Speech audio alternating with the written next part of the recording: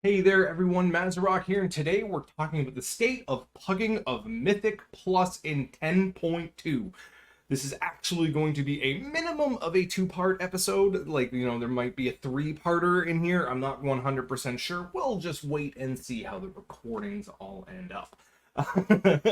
And of course, I can't talk about pugging in Mythic Plus without talking about Flavor of the Month, Exodia, God Comp, all of that fun, pizzazz, whatever. Yes, if you are not playing part of the God composition, it is more difficult for you to get into Mythic Plus. It always has been. This season is a little bit more difficult, and that is a subject matter completely on its own.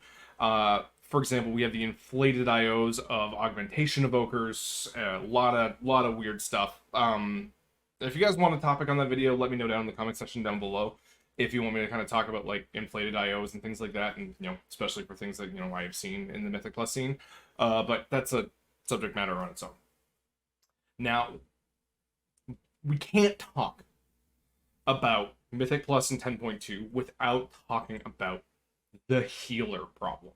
Okay, there is a distinct and insane lack of healers in Mythic Plus. All season, it has been.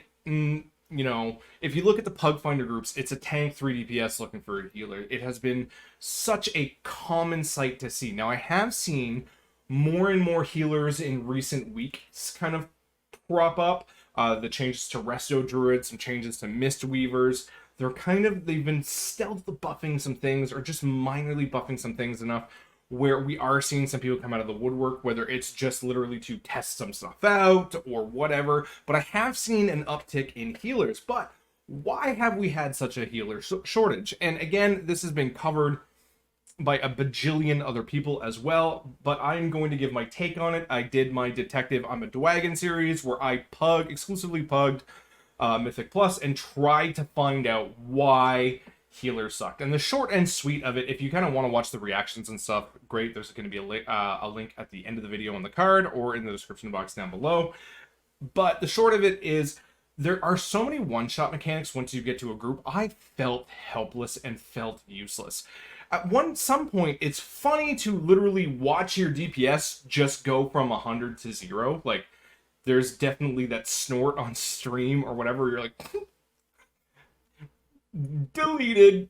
But at the same time, it sucks to be helpless. To be able to not even have a chance to do your job and react.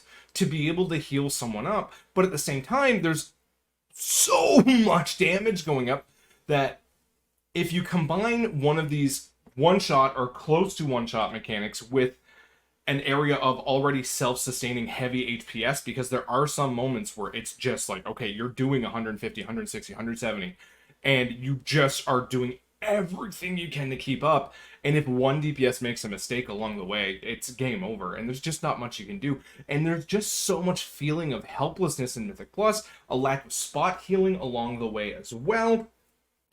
But really, it kind of comes down to a wide combination of things with the buffs that they have put. We have 65% more health and damage taken than was originally intended coming in from leaving Shadowlands into Dragonflight. We had 140% buff nerf burf like that and another 25%, and that's the wrong way. Now, they are making some pretty intense healer changes on the 10.2 PTR, and the PTR has actually kind of become a wild west, not going to lie. Last night we were testing keys, and it was literally dozens of healers advertising themselves for keys. Holy Priest looking for keys, Discipline Priest looking for keys, Holy Paladin, what, you name it, we saw it. You had to shoo healers away with a bat. Like, no, go DPS. We need DPS. We don't need DPS. No, DPS. Please, we need DPS. So that means there's obviously an insanely large population of people that want to heal Mythic Plus, but this season feels incredibly bad. And I listed a couple of the reasons, but the proof is already there, right? If people are willing to literally advertise themselves as a healer for keys in a public test realm, and in overwhelming, like, they were by far the largest population that I seen last time, by far. It means that there is a want there, but there is a serious problem in keys with that one particular role. And it's absolutely that's the case, right? The next thing is non-utility specs. And I'm going to cover this mostly with non-dispel specs. So warrior, DK, demon hunter, hunter, rogue, those specs right there. Number one, they can't deal with afflicted. So 20% of the weeks, because we only have a 10-week rotation where 5 affixes get rotated. So 20% of the weeks, about just under half of these classes in this game, not specs, classes in this game, are straight up being denied keys, being denied acceptance into keys, because, man, I'm sorry, we already got enough. We are, like, I'm playing Proud Warrior, man. I can't have another non-dispel. Man, I'm sorry, like, that's insane. And to gatekeep keys away like that, now, afflicted is a huge problem. And I spoke about this before, and yes, it is an incredibly easy affix. You just dispel it. But ask Pugs to just dispel anything is a whole different scenario. But the problem is you do have a group of people. Like, if you could give me a dispel that only worked on afflicted on my warrior, I would take it so fast. Like, give me a talent that just offshoots to the side and, just says literally, can dispel afflicted. No one else, nothing else. Can't do diddly squat, but can dispel afflicted. I would take it so fast in that talent tree on those weeks. It's unreal. But I can't do anything. And when it gets failed at, and it gets failed at a lot, everyone that couldn't do anything about it is punished about it. And that is really, really bad design.